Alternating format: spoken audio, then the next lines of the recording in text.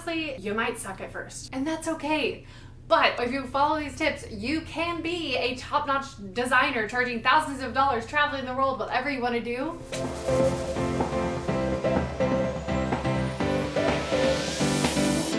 Hello, if you're new here, my name is Amanda Kolbye, and I am a business coach and an online educator that helps service-based entrepreneurs build their business to be a thriving business so that they can travel the world and monetize social media. So on this channel, you're going to find tons of content about entrepreneurship, business, marketing, and digital nomad content as well, because I also happen to travel the world full-time. So don't forget to like and subscribe, and let's dive into today's video. So in today's video, I'm going to talk to you about the 5 main steps that are going to be crucial for you becoming a graphic designer or a web designer so that you can build your own business, travel the world, whatever it is that you want to do in having the freedom of becoming your own business owner. Now, I happen to coach hundreds and hundreds of entrepreneurs, from VAs, copywriters, fitness coaches, designers, etc. across the board. But design is also near and dear to my heart because before I got into coaching, consulting, and all of that, I actually ran my own design business. So I definitely went through this process myself and can speak not only from expertise but experience here. And stick around to the end, because at the end I'm going to be sharing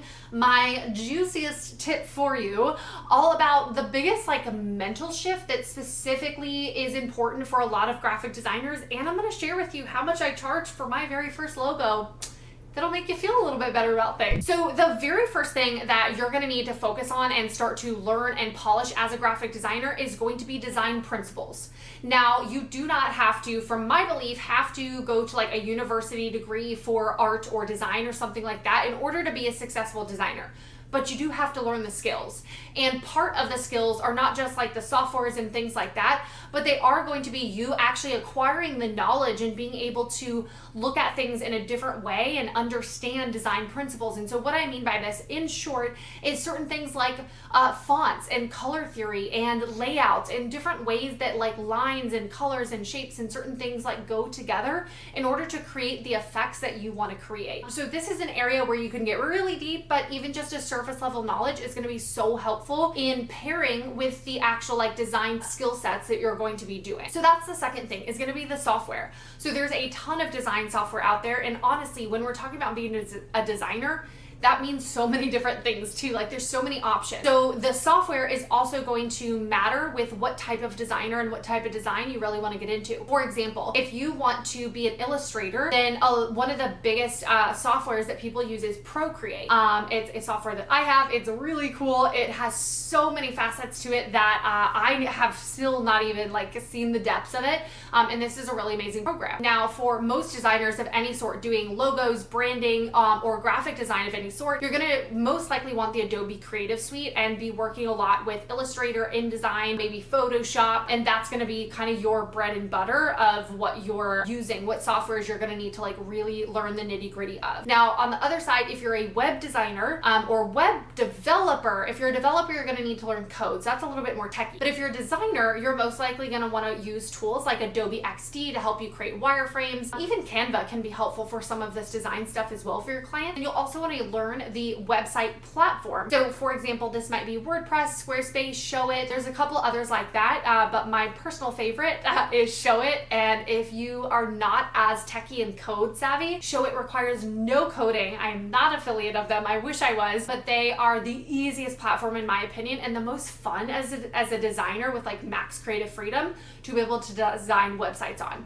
So start kind of figuring out what software you need to learn, and don't try and learn it all at once either, because learning all of these different ways that you can just do so much, create shapes, shading, different website layouts, things like that, it's going to be a lot easier to learn it bit by bit. Now, before we move to step number 3, make sure and hit that like button if you are liking this video, and make sure to come follow me over here on Instagram, because once you've started to acquire these design skills that you're starting to learn what your next steps are in this video, you're definitely going to want to start learning some of your business knowledge and start seeing what do other designers look like? You know, how have other designers been successful? And on my Instagram account, not only can you see the behind the scenes of my business, but I feature a lot of my clients who also happen to be designers, and you'll be able to really gain a lot of insight that way, as well as some good business trainings too. Okay, so step number 3 is to practice. Practice, like should be all across the screen here, okay? This is the most important thing, in my opinion, for becoming a good designer, because you can sit and learn color theory all day long. You can sit and watch tutorials on YouTube all day long of like those micro techie aspects of Illustrator, but if you do not practice, you're not going to learn the skills. And part of being a designer is not just knowing how to create a certain, I don't know, shape this way. It's the creativity and the ideation and the in-depth knowledge of saying, let's pair this and that together. Let's make the look like this, right? And so it's putting it all together,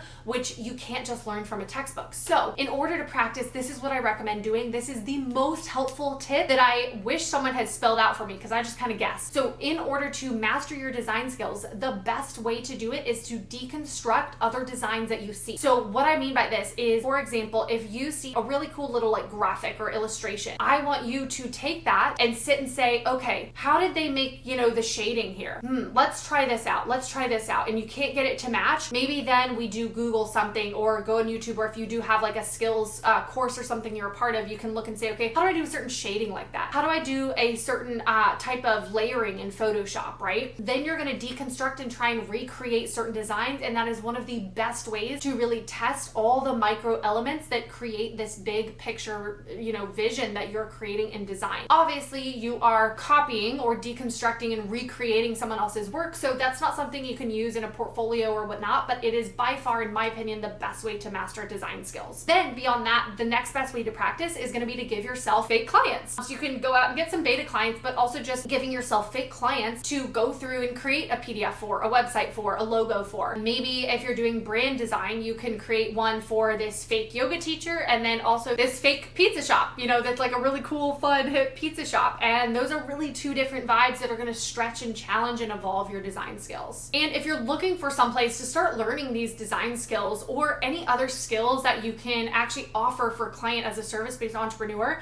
this is one of our main biggest programs that we have to help entrepreneurs learn skills, market them, and build successful online businesses. So check it out in the link below. We've got a ton of different mini courses and a whole membership that you can be a part of in order to learn skills from admin VA to tech VA to design to all of these different things. Last tip in really mastering your design skills is next going to be actually starting to put your business out there. And I know it feels like we almost moved really quickly, but here's the thing is, once you started like learning the skills, once you started putting them into practice, you don't want to get caught in the perfectionist cycle. I don't recommend that anyone waits until they've got like 50 million pieces in their portfolio and they feel like they are the best of the best of the best before going out there to get clients. It's all part of a learning experience, because part of being a designer is not just being able to sit behind the scenes and make some really cool image that you want to make. Part of it is also going to be being able to communicate with clients, walk them through a process that works really smoothly with revisions and communication, and be able to pull out their vision and then translate it into the visuals that you're creating. So being able to work with clients and continue to evolve your prices, your packages, and your business is going to be really, really crucial. And of course, you're going to start making money along the way. So if you're curious then about actually like, what do I do to start the business? Make sure and check out this video here, which has my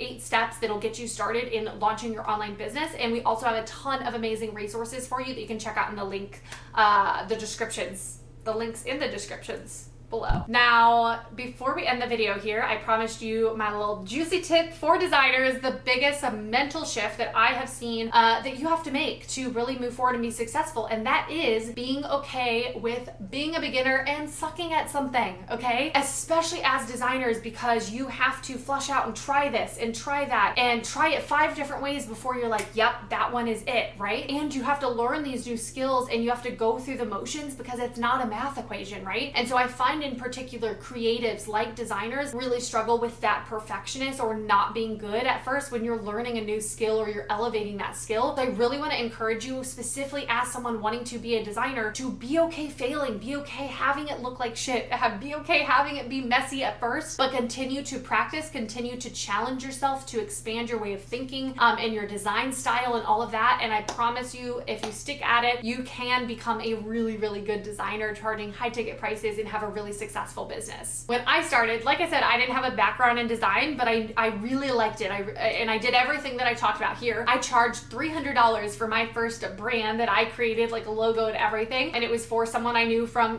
corporate. So I used my network, and I spent so many hours building this thing because I just needed to flush out my skills and figure it out. And I was able to deliver, and it was really, really cool. And I gained so much confidence. And, by the time I ended up quitting my design business, which I don't have anymore, I was charging thousands of dollars for websites and logos and all of these things. And so the more you practice and put yourself out there, the faster you're going to be able to grow. So I hope you guys like this video. Don't forget to like and subscribe. Help us creating all of this amazing content to help you thrive in your online business and build a really awesome freedom lifestyle. So check out some of these other videos here on all things digital nomad, marketing, entrepreneurship, Instagram, pretty much everything under the sun.